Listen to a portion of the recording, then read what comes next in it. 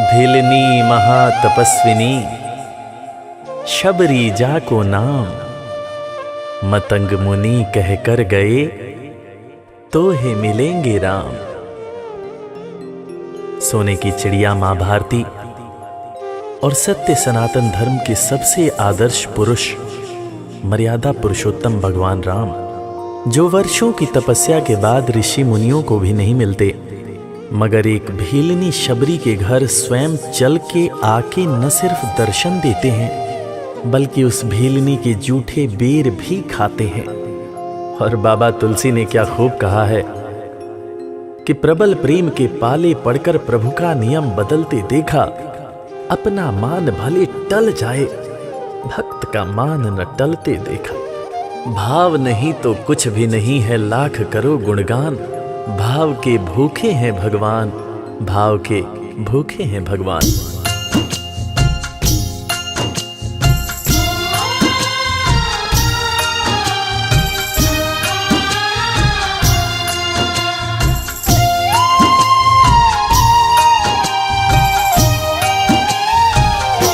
भाव के भूखे हैं भगवान, भाव के भूखे हैं भगवान, भाव के भूखे हैं भगवान, भाव के भूखे हैं भगवान।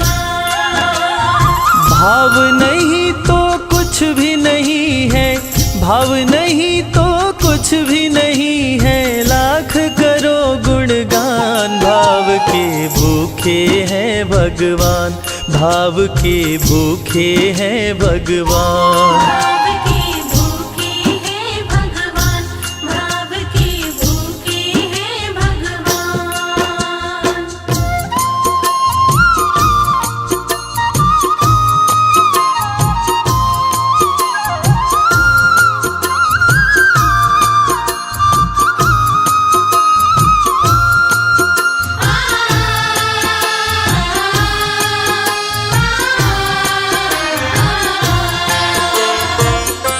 एक थी शबरी भक्तन, न्योछावर करके तन मन, मतंग मुनि के संग में करती थी प्रभु का कीर्तन।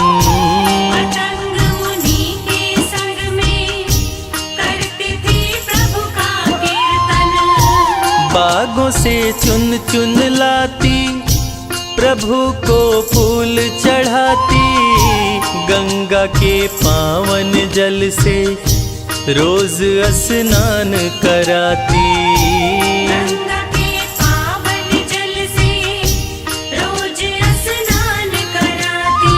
चरण धो के श्री राम का करती, चरण धो के श्री राम का करती, चरणामृत का पान। भाव के भूखे हैं भगवान, भाव के भूखे हैं भगवान। भाव के भूखे हैं भगवान, भाव के भूखे हैं भगवान।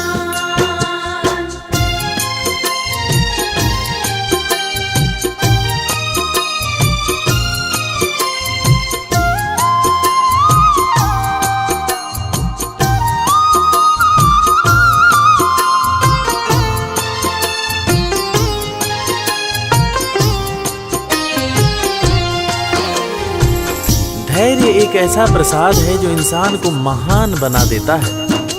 मतंग मुनि मां शबरी से कह गए कि शबरी तेरे दरवाजे राम जरूर आएंगे, और शबरी ने 10,000 साल तक प्रतीक्षा किया।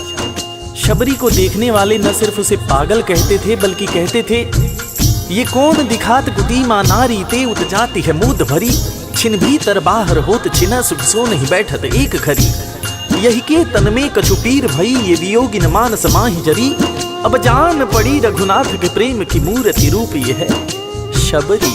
मतंग शबरी को बताए, बहु भांति समझाए, सबर कर कुछ दिन शबरी, मिलन के दिन अब आए। सबर कर कुछ दिन शबरी, मिलन के दिन अब आए। राम जी तुमसे मिलेंगे मेरी कुटिया में आकर, शबरी को धैर्य बंधा कर समाधि लिए गुरुवर।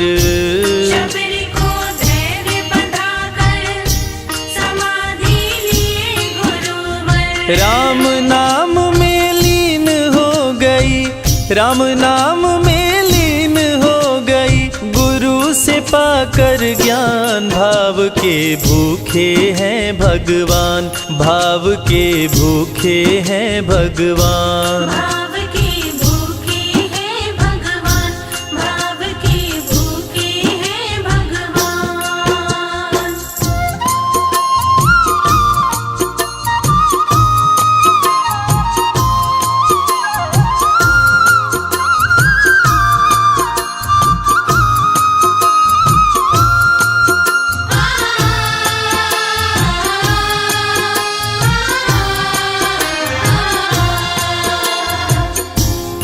माँ शबरी के गुरु महामुनि मतंग जब अपने नश्वर शरीर का त्याग कर रहे थे, तब माँ शबरी ने उनसे पूछा, हे गुरुवर, मुझे मेरे राम कहाँ मिलेंगे?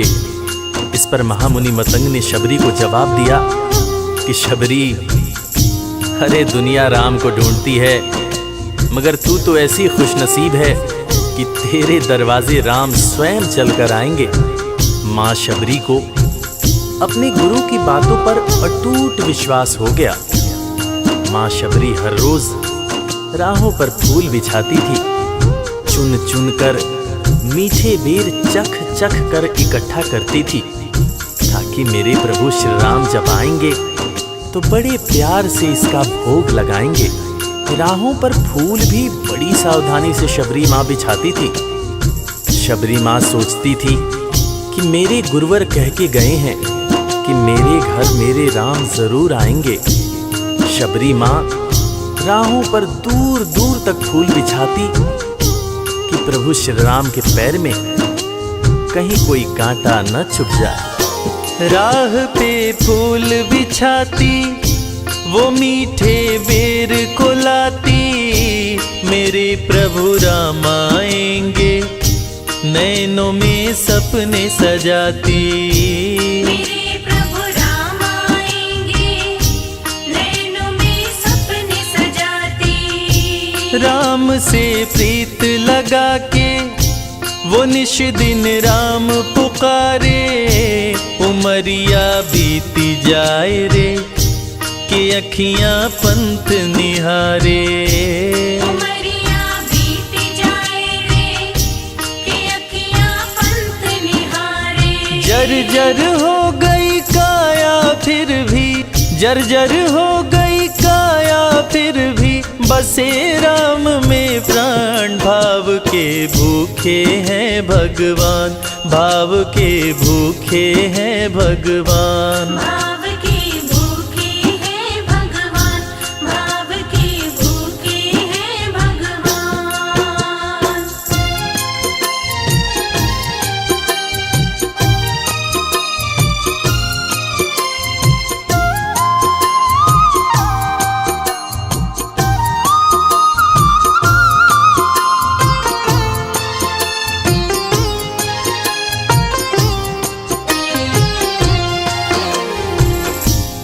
समय समय के साथ बीतता गया। माँ शबरी अब बूढ़ी हो गई।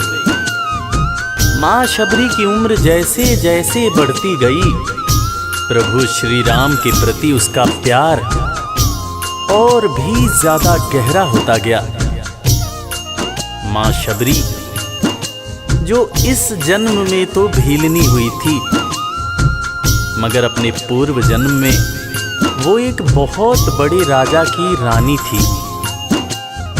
प्रयागराज, जहां पर कुंभ का मेला लगता है, एक बार वो अपने राजा के साथ उसी कुंभ के मेले को देखने पहुंची। अपने पूर्व जन्म में भी मां शबरी को प्रभु श्री राम से उतना ही ज्यादा प्यार था। उस वक्त रानी ने अपने पति से ये इच्छा जताई कि मैं बाहर जाकर संत महात्माओं के साथ भजन कीर्तन करूंगी, जिस पर उसके राजा पति ने ये कहकर मना कर दिया कि एक महारानी को इस तरह के छोटे लोगों के साथ बैठना शोभा नहीं देता। ये बात महारानी के हृदय में चुभ गई। महारानी ने गंगा के पानी में जाकर अपने प्राण त्याग दिए और ईश्वर से कहा, हे मेरे प्रभु, हे मेरे राम, इस जन्म में तो आपने मुझे बहुत खूबसूरत बनाया है, अगले जन्म में चाहे मुझे कुरूप बना देना। इस जन्म में आपने मुझे उच्च कुल में जन्म दिया है, अगले जन्म में चाहे तो मुझे भीलनी बना देना, मगर हे प्रभु, मेरा अगला जन्म जब भी हो मुझे ये सौभाग्य जरूर देना कि मैं तुम्हारे नाम को जपूं, मैं तुम्हारा नाम लूं, मुझ पर कोई बंधन न हो। वो राजकुमारी अगले जन्म में माँ शबरी बनी, वही माँ शबरी जो कुटिया में प्रभु श्री राम की राह देख रही थी। वो सुंदर आसन लगा के स्वच्छ कुटिया को सजा के राह आंचल से बुहारे प्रभु का ध्यान लगा के। राह आंचल से बुहारे प्रभु का ध्यान लगा के। और ना अब तड़पाओ राम मेरे, आ भी जाओ दरस बिन शबरी व्याकुल, राम मेरे दरस दिखाओ। दर्श बिन शबरी व्याकुल, राम मेरे दर्श दिखाओ। दरस की आस लगी मेरे प्रभु जी, दरस की आस लगी मेरे प्रभु जी, पूर्ण करो अरमान। भाव के भूखे हैं भगवान, भाव के भूखे हैं भगवान। भाव के भूखे हैं भगवान, भाव के भूखे हैं भगवान।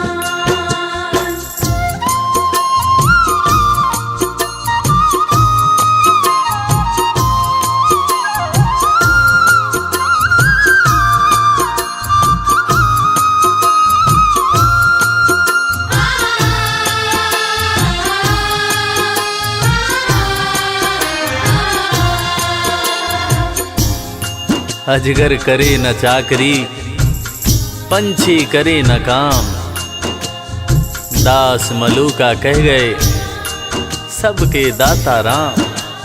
और हम सबके परम पूज्य बाबा तुलसीदास ने रामचरितमानस में भी कहा है, राम से बड़ा राम का नाम। और यही काम माता शबरी दिन रात कर रही थी। बस वो एक ही बात बार बार बोले जा रही थी कि मेरे राम आएंगे, मेरे राम आएंगे। वो हर वक्त हे राम बोलती रहती थी।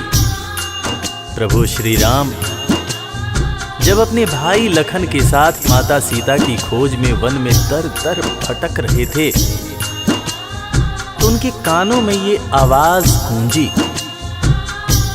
उन्होंने अपने भाई लखन से कहा, प्रिय अनुज, ध्यान से सुनो। मेरी एक माता है जो वर्षों से मेरी प्रतीक्षा कर रही है। मैं भी अपनी माता को देखने के लिए बहुत व्याकुल हो रहा हूं। चलो अनुज, माता शबरी की कुटिया में चलते हैं। प्रभु श्री राम माता शबरी की कुटिया में आते हैं। माता शबरी की नजर जब प्रभु श्री राम के ऊपर पड़ती है तो माता की आंखों से खुशियों के आंसू धारा प्रवाह बहने लगते हैं। माता शबरी रो रो के कहने लगती है, मेरे राम आप आ गए, मेरे राम आप आ गए। आंसू भरी आंखों से माँ शबरी प्रभु श्री राम और वीर लखन को देखे जा रही थी। दोनों हाथों को जोड़कर दौड़े दौड़े माँ शबरी ने प्रभु श्री राम के पैर पकड़ लिए और कहने लगी, मेरे राम, मैं तो 2 जन्मों से आपकी प्रतीक्षा कर रही थी। लोग मुझे पागल बुला रहे थे। मेरे गुरुदेव ने मुझसे कहा था कि शबरी, राम लक्ष्मण के साथ एक दिन तेरी कुटिया में जरूर आएंगे, जरूर आएंगे। राम संग लखन को आते, देखी प्रभु को मुस्काते, प्रभु के पास में आई, कुटिया से दौड़ लगाते। प्रभु के पास में आई, कुटिया से दौड़ लगाते। राम से मिलन हुआ जब, तो शबरी सुध बुध खो गई, प्रभु के पाँव पकड़ के भाव में विह्वल हो गई। प्रभु के पाँव पकड़ के भाव में विह्वल हो गई। खुशी के आंसुओं से पग धोए, खुशी के आंसुओं से पग धोए, भक्त न शबरी समान, भाव के भूखे हैं भगवान, भाव के भूखे हैं भगवान। भाव के भूखे हैं भगवान, भाव के भूखे हैं भगवान।